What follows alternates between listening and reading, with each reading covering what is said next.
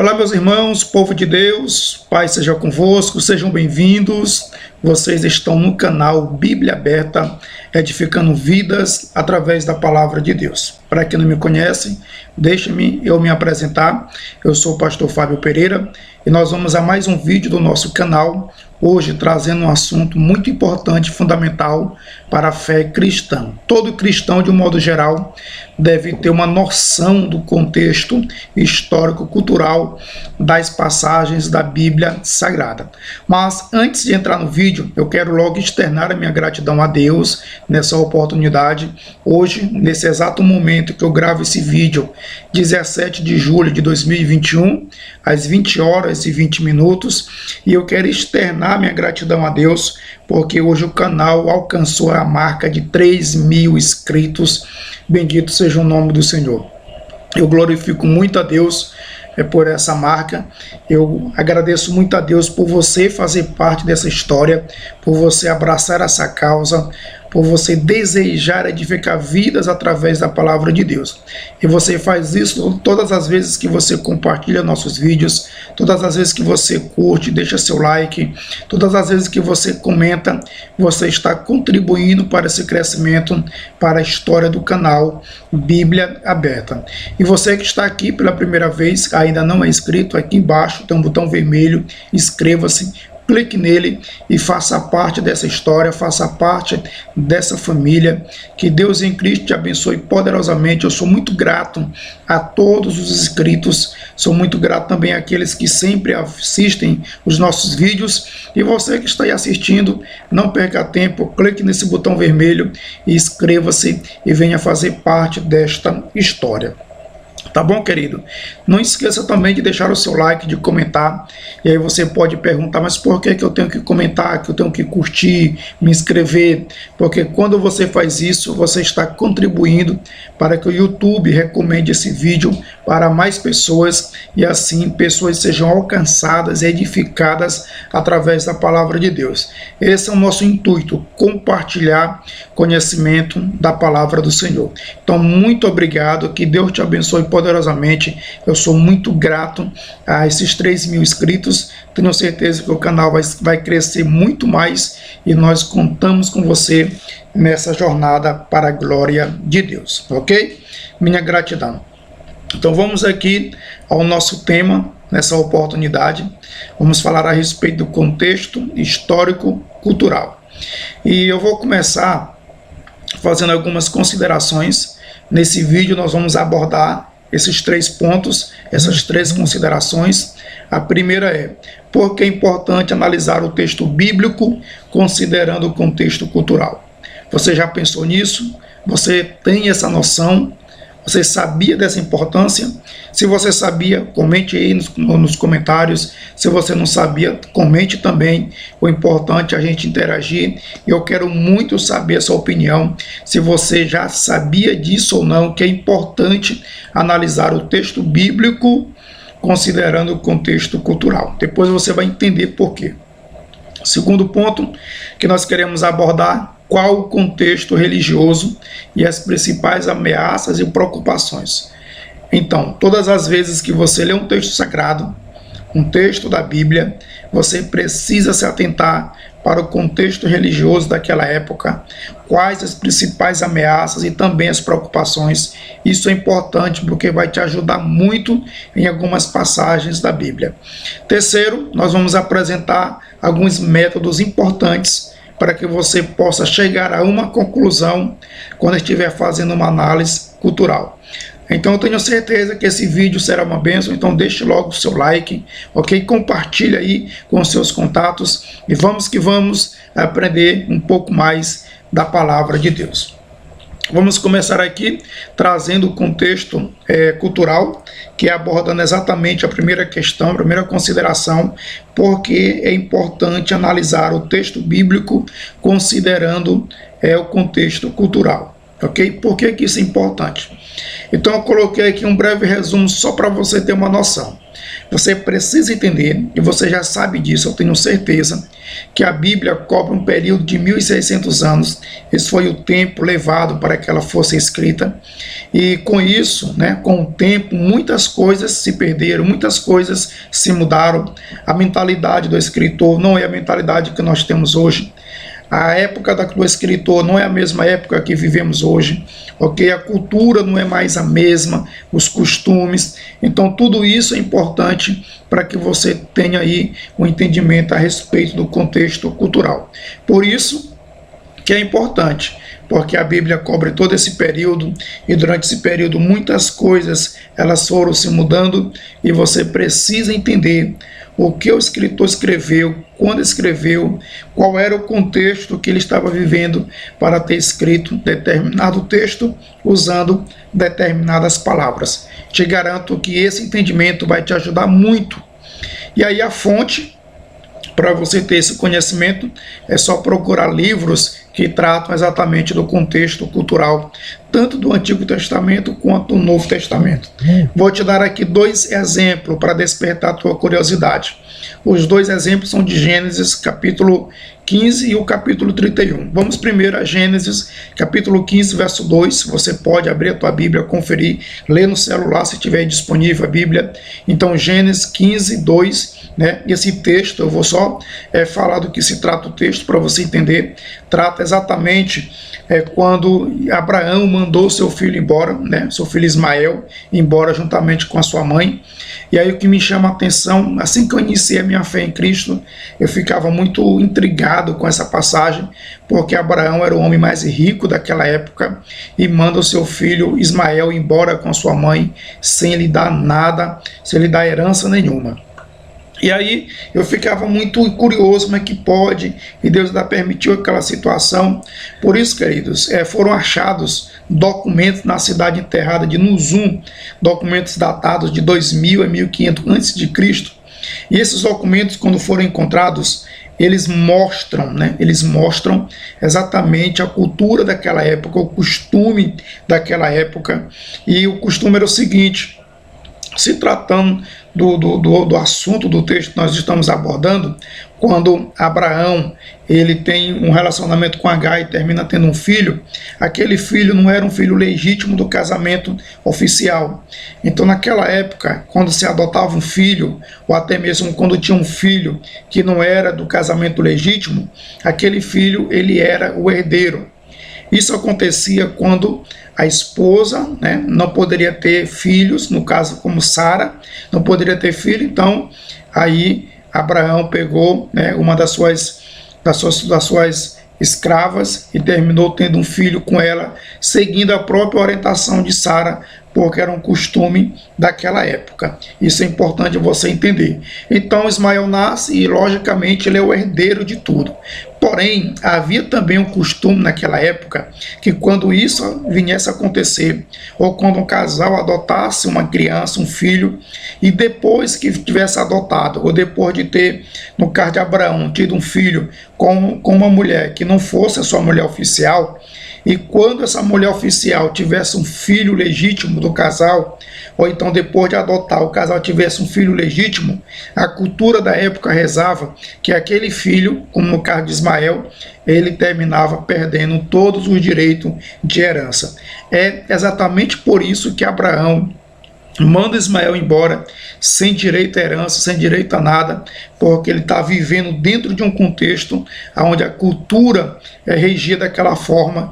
Como Isaac veio a nascer, cumprindo-se a promessa de Deus, Ismael logo deixa de ser o herdeiro e perde tudo que tinha direito, ok?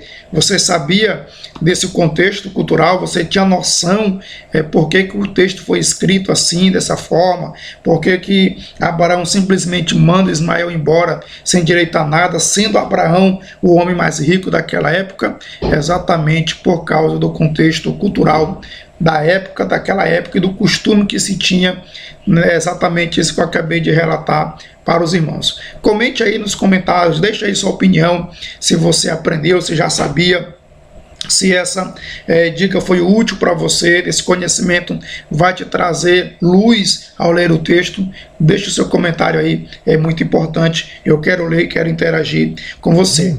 O outro exemplo que nós vamos citar ainda dentro desse contexto é exatamente Gênesis 31 e 34.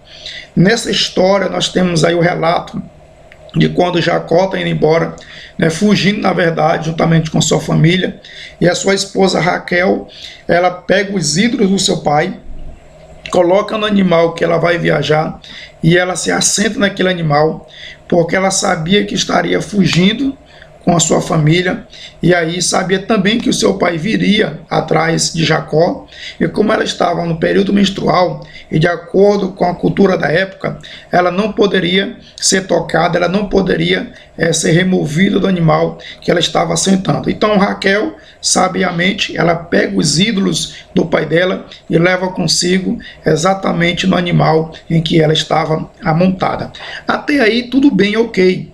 Mas o que eu quero chamar a atenção é exatamente para a palavra ídolos, porque quando você lê essa palavra em Gênesis 31 e 34, muitas pessoas associam que Jacó e também Raquel praticavam idolatria porque ela havia roubado os ídolos do seu pai. Inclusive, eu já ouvi pregadores dizendo que ela era descendente de uma família que praticava a idolatria.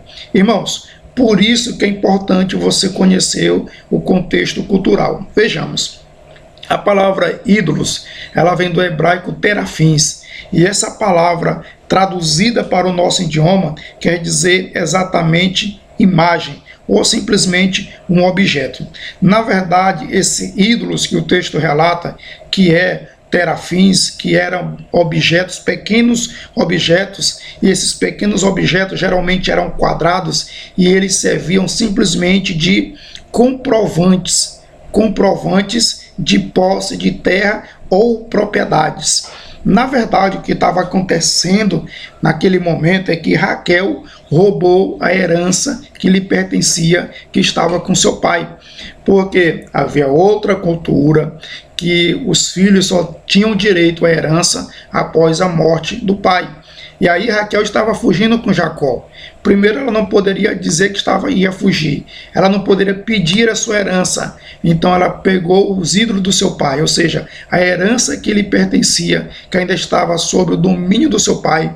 Ela pega esses ídolos, que eram pequenos objetos quadrados, que serviam de comprovante de propriedades, ou simplesmente também como posse de terra. Então o que foi que Raquel fez? Ela roubou a sua herança. Por isso que é importante você saber, porque quando nós lemos a palavra ídolos, nós associamos logo as imagens que são adoradas, veneradas, respeitadas, e daí nós terminamos tirando uma conclusão distorcida, quando na verdade o texto está simplesmente falando que ela roubou os bens do seu pai, a sua herança, que ainda não poderia ser sua. Foi só isso que aconteceu. E aí, você gostou? Já sabia? Você já leu esse texto alguma vez? Ficou se perguntando, mas ela roubou os ídolos, as imagens do pai dela? Sim, as imagens. Não imagem de adoração, não imagem de uma personalidade, mas pequenos objetos que serviam como documentos que comprovavam posse de terra ou direitos de herança. Deixa aí nos comentários, comente aí alguma coisa, vamos interagir, eu quero ler o teu comentário, eu quero que você me fale aí se despertou a tua curiosidade da importância de você conhecer aí o contexto cultural. Te dei 2 exemplos que com certeza vai despertar a tua curiosidade, ok? Vamos continuar, vamos agora exatamente para o contexto religioso, que é a outra questão que nós vamos abordar. Qual o contexto religioso e as principais ameaças e preocupações. Ao ler a Bíblia Sagrada, além de ter uma noção do contexto cultural, você precisa também se atentar para o contexto religioso. O conhecimento destes costumes vai esclarecer o que querem dizer determinadas passagens ou determinadas ações relatadas nos textos sagrados. E mais uma vez vou citar 2 exemplos Marcos 7:11, Mateus 23 e 24.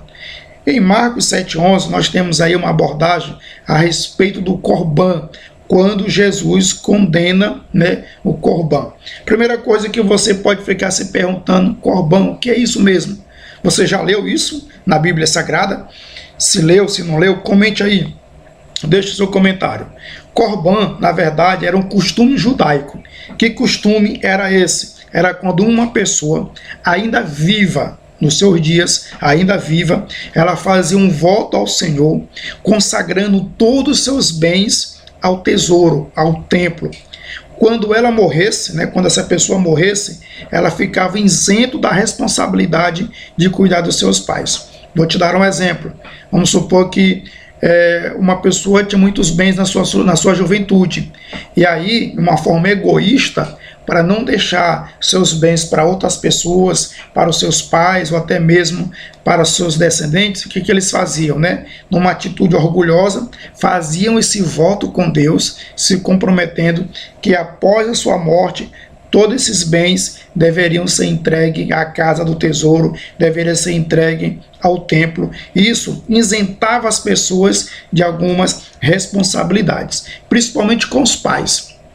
E aí, Jesus, sabendo disso, da atitude do coração deles, né, Jesus condenou essa atitude. Por que Jesus condenou essa atitude? Porque ela colocava a tradição acima dos mandamentos de Deus. Quais os mandamentos? Por exemplo, Êxodo, capítulo 20, verso 12, aonde se deve honrar pais e mães. E aí, quando uma pessoa fazia esse voto, na verdade ele estava desonrando o seu pai, a sua mãe, ele estava se isentando de responsabilidades para com seus pais. E aí Jesus foi e condenou a prática do Corban, que era simplesmente um voto que a pessoa fazia, que era um costume daquela época, que colocava a tradição acima da palavra de Deus. Então é importante você saber disso, e tenho certeza que isso vai despertar a tua curiosidade, ok? Então, quando você lê Jesus condenou o Corban, você já sabe que se tratava de um costume, de uma prática, onde a tradição ficava acima da palavra de Deus. O outro exemplo é Mateus 23 e 24, né? Fala aí do coar mosquito. Eu não sei se você já leu essa expressão na Bíblia Sagrada, mas é importante destacar aqui 2 pontos quando você lê o texto sagrado. Primeiro, a respeito do mosquito, que era o menor animal, né? Era o menor inseto impuro da Bíblia Sagrada. Você pode ler aí Levítico, né, se tratando da lei, Levítico capítulo 11, anote aí, Levítico capítulo 11, verso 20 e o 23, evidencia que o mosquito era o menor inseto impuro. E aí, quando você lê também o mesmo texto, vai citar do camelo nessa passagem sagrada. E o camelo era o maior dos animais impuro. Confira em Levítico, capítulo 11, verso de número 4. Então, em Levítico, nós temos o camelo, o maior animal impuro, e temos o mosquito, né? Temos o mosquito, o menor inseto impuro. E esses 2 animais estão citados nessa passagem, onde nós temos a expressão coar mosquito. Então, quando você entende isso aí, para você entender o que quer dizer coar mosquito, era que os judeus, eles tinham uma prática, um costume daquela época, principalmente os religiosos, ok? Antes de beber qualquer líquido, os fariseus, quando eu falo fariseus, estou falando dos religiosos, e aqui, principalmente dos mais religiosos, né? Eles tinham esse costume, certo? E eram rigorosos com isso, e eles faziam simplesmente todo tipo de líquido que eles iam ingerir, eles faziam a questão de coar, de passar no coador. Se você não sabe o que é isso, é simplesmente botar um pano fino lá e colocar o líquido para que passe por aquele pano, por aquele coador. Para que eles faziam isso? Eram para ter certeza que não estavam engolindo nenhum mosquito, o menor inseto impuro que a Bíblia relata de acordo com a lei. Esse versículo, ou essa expressão coar mosquito, ele tem, na verdade, um sentido figurado para uma aplicação. Que sentido é esse? Ele deixa claro que a prática de passar grandes erros enquanto se evitava os pequenos. Quando Jesus usa a expressão coar mosquito, ele está fazendo uso de um contexto religioso, certo? De uma prática dos fariseus, dos rigorosos religiosos, que eles tinham cuidado de coar todo tipo de líquido que eu ingeri, para ter certeza que não estariam ingerindo um mosquito, o menor inseto impuro, de acordo com Levítico. E aí a aplicação é essa, o sentido figurado é esse, é que eles tampavam os ouvidos para os grandes, tampavam a vista, tampavam os olhos para os grandes pecados, enquanto que iriam bater de frente com aqueles pecados menores, que quando a gente fala pecados maiores e pecados menores, nós estamos tratando exatamente de situações que até hoje a gente se vê, situações que são vividas. Então, eles, para aqueles grandes escândalos, eles tampavam os olhos, e para as coisas mais simples, eles queriam implicar e aplicar a lei de qualquer forma. Por isso, Jesus usou a expressão coar mosquito. E aí, o que você achou da importância do contexto religioso dentro da análise do histórico-cultural? Comente aí, deixa alguma coisa nos comentários, vamos interagir e aprender juntos em nome de Jesus. Dando continuidade, vamos para o próximo passo, que agora, nesse passo aqui, nós vamos apresentar alguns métodos importantes que podem simplesmente nos ajudar quando formos fazer uma análise cultural. Você pode aplicar esses métodos, que com certeza esses métodos vão te ajudar e você vai conseguir fazer uma conclusão precisa para a glória de Deus. Então nós colocamos aqui 4 passos que você vai usar nesse método exatamente para ter uma conclusão assertiva. Primeiro passo: quem é o autor? O texto que você está lendo, quem é o autor, certo? E para descobrir o autor não é difícil. Geralmente os livros da Bíblia Sagrada, logo no início, eles já vão nos revelando quem é o autor, seus destinatários, melhor dizendo. Nós temos essas informações em quase todos os livros da Bíblia Sagrada. Posso citar como exemplo as cartas de Paulo, né, no Antigo Testamento, do livro de Ezequiel. Então, na maioria dos livros, nós sempre vamos ter a informação de quem é o autor. O outro passo importante, que é o segundo, você precisa saber qual era o ambiente do autor e a sua experiência espiritual. Isso é importante. Eu posso citar aqui o exemplo de Salomão, né? Aí você pode perguntar, por que será que Salomão igualou o homem aos animais quando você lê, por exemplo, Eclesiastes, capítulo 3, versículo 19? Por que que ele colocou ambos no mesmo patamar, tanto o ser humano, o homem, quanto os animais? E aí que entra essa questão: qual era o ambiente do autor e a sua experiência espiritual? Aí você vai entender que esse livro, o livro de Eclesiastes, ele foi escrito, né, por alguém, no caso Salomão, né, que estava fazendo uma análise da vida do ponto de vista humanista, olhando os acontecimentos do ponto de vista humanista, tentando desenvolver a sua própria sabedoria. E aí você pode estar questionando, mas aí não foi inspirado por Deus? Sim, foi inspirado pelo Espírito Santo. Porém, o autor, Salomão, né, ele estava desenvolvendo um assunto do ponto de vista, do lado de vista, né, fazendo uma análise do lado de vista humanista dos acontecimentos. Quer ver? Confira aí, Eclesiastes, capítulo 1, versículo 3 e 4. Eu vou repetir, Eclesiastes, capítulo 1, versículos 3 e 4, deixa evidente que ele estava tratando o assunto do ponto humanista dos acontecimentos. Por isso é importante você saber o ambiente do autor e a sua experiência espiritual. Terceiro ponto, terceiro passo para a gente dar continuidade: para quem o autor estava escrevendo. Para quem o autor estava escrevendo. Isso é importante. Importante você saber para quem o autor estava escrevendo. Muitos irmãos, quando leem a Bíblia Sagrada, eles não conseguem perceber para quem o autor estava escrevendo, para quem ele estava se dirigindo, quem são os destinatários daquele escrito. E é importante que você saiba disso, para você conseguir fazer uma análise cultural assertiva.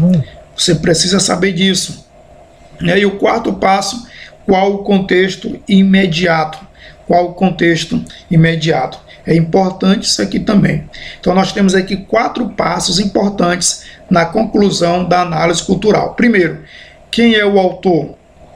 Qual era o ambiente do autor e a sua experiência espiritual? Para quem o autor estava escrevendo? Qual era o contexto imediato? Então isso aqui é importante. Você precisa fazer essas 4 perguntas dentro de uma análise cultural para você ser mais assertivo. Eu quero te dar aqui um exemplo do contexto imediato, tá bom? Um assunto também muito polêmico a respeito da blasfêmia contra a pessoa do Espírito Santo, lá em Mateus 12, 31, ok? Então, quando você lê essa passagem, você vai perceber que o contexto dessa passagem, né, nos mostra exatamente em Mateus capítulo 12, verso 22, que Jesus curou uma pessoa cega e muda. Você pode ler, o texto vai tratar disso, né? Ele curou essa pessoa. No versículo 24, os fariseus atribuíram essa cura feita por Jesus a Satanás. E aí está exatamente o pecado de blasfêmia. O pecado de blasfêmia é simplesmente atribuir uma obra de Deus feita através do Espírito Santo, né, atribuir isso de forma consciente a Satanás. Os fariseus sabiam que Jesus havia curado aquele homem pelo poder do Espírito Santo. E mesmo sabendo disso, eles, né, atribuíram aquela obra que tinha sido feita por Satanás, cometendo aí o pecado de blasfêmia, um pecado que é cometido conscientemente. Então você observa qual é o contexto imediato. Quando você lê Mateus 12, 31, para você chegar a essas conclusões, é só ler o contexto. Aí você vai perceber do que se trata e por que chegou aquela determinada situação, que é exatamente onde você está fazendo a sua análise. Então, queridos, nós vamos encerrar esse vídeo. Eu espero que ele venha contribuir muito com o seu crescimento espiritual. Deixe o seu comentário, vamos interagir. O que você achou? Foi útil? Não foi útil? Você gostaria que nós continuássemos abordando o assunto, trazendo outros exemplos bíblicos, referências bíblicas? Comente aí, deixe o seu comentário. Também vou deixar na descrição do vídeo o link desses artigos no meu blog, né, o blog Bíblia Aberta. Nós escrevemos 2 artigos a respeito do assunto e eu vou deixar disponível para você na descrição do vídeo o link para você ler, meditar e aí você se aprofundar um pouco mais. Que Deus em Cristo nos abençoe. Até o próximo vídeo, em nome de Jesus.